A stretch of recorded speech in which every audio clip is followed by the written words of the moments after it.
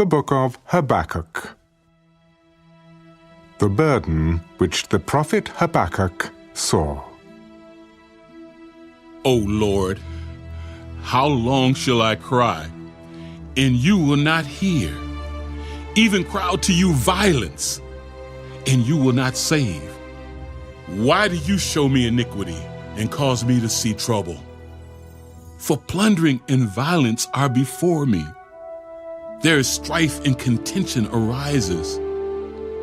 Therefore the law is powerless, and justice never goes forth. For the wicked surround the righteous, therefore perverse judgment proceeds. Look among the nations and watch. Be utterly astounded, for I will work a work in your days which you would not believe, though it were told you. For indeed I am raising up the Chaldeans, a bitter and hasty nation which marches through the breadth of the earth, to possess dwelling places that are not theirs. They are terrible and dreadful. Their judgment and their dignity proceed from themselves. Their horses also are swifter than leopards and more fierce than evening wolves. Their chargers charge ahead. Their cavalry comes from afar. They fly as the eagle that hastens to eat. They all come for violence. Their faces are set like the east wind. They gather captives like sand. They scoff at kings, and princes are scorned by them. They deride every stronghold, for they heap up earthen mounds and seize it. Then his mind changes, and he transgresses. He commits offense, ascribing this power to his God. Are you not from everlasting, O Lord my God, my Holy One? We shall not die. O Lord, you have appointed them for judgment.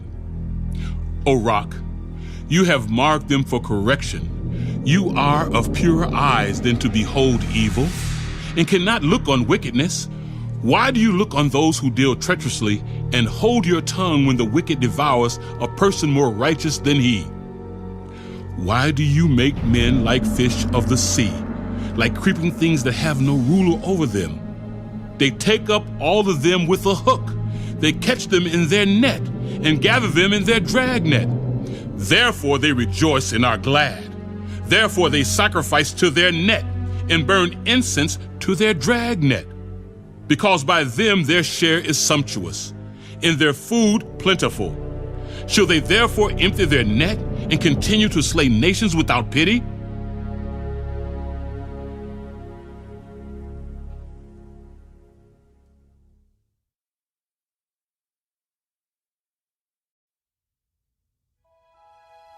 I will stand my watch and set myself on the rampart and watch to see what he will say to me and what I will answer when I am corrected. Then the Lord answered me and said, Write the vision and make it plain on tablets, that he may run who reads it. For the vision is yet for an appointed time, but at the end it will speak, and it will not lie. Though it tarries, wait for it, because it will surely come. It will not tarry. Behold the proud, his soul is not upright in him, but the just shall live by his faith. Woe to the wicked indeed, because he transgresses by wine. He is a proud man, and he does not stay at home. Because he enlarges his desire as hell, and he is like death, and cannot be satisfied, he gathers to himself all nations, and heaps up for himself all peoples. Will not all these take up a proverb against him, and a taunting riddle against him, and say, Woe to him who increases what is not his? How long? And to him who loads himself with many pledges? Will not your creditors rise up suddenly? Will they not awaken who oppress you? And you will become their booty. Because you have plundered many nations, all the remnant of the people shall plunder you, because of men's blood and the violence of the land and the city, and of all who dwell in it. Woe to him who covets evil gain for his house, that he may set his nest on high, that he may be delivered from the power of disaster. You give shameful counsel to your house, cutting off many peoples, and sin against your soul. For the stone will cry out from the wall, and the beam from the timbers will answer it. Woe to him who builds a town with bloodshed, who establishes a city by iniquity. Behold, is it not of the Lord of hosts that the peoples labor to feed the fire, and nations weary themselves in vain? For the earth will be filled with the knowledge of the glory of the Lord, as the waters cover the sea. Woe to him who gives drink to his neighbor, pressing him to your bottle, even to make him drunk, that you may look on his nakedness. You are filled with shame instead of glory. You also drink and be exposed as uncircumcised. The cup of the Lord's right hand will be turned against you, and utter shame will be on your glory. For the violence done to Lebanon will cover you, and the plunder of beasts which made them afraid, because of men's blood and the violence of the land and the city, and of all who dwell in it. What profit is the image that its maker should carve it, the molded image, a teacher of lies, that the maker of its mold should trust in it to make mute idols? Woe to him who says to wood, awake, to silent stone, arise, it shall teach. Behold, it is overlaid with gold and silver, yet in it there is no breath at all. But the Lord is in his holy temple. Let all the earth keep silence before him.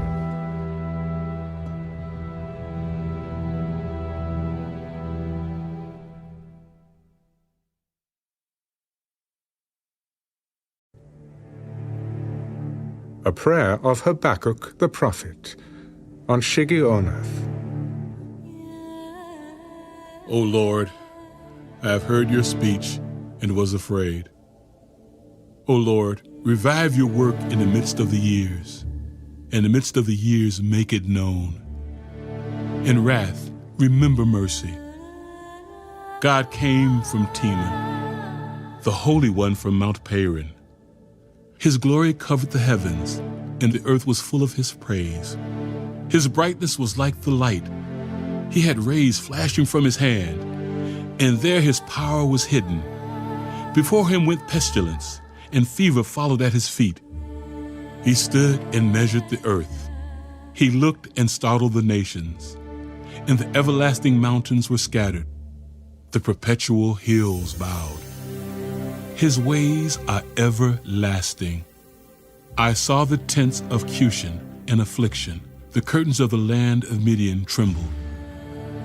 O Lord, were you displeased with the rivers? Was your anger against the rivers? Was your wrath against the sea? That you rode on your horses, your chariots of salvation?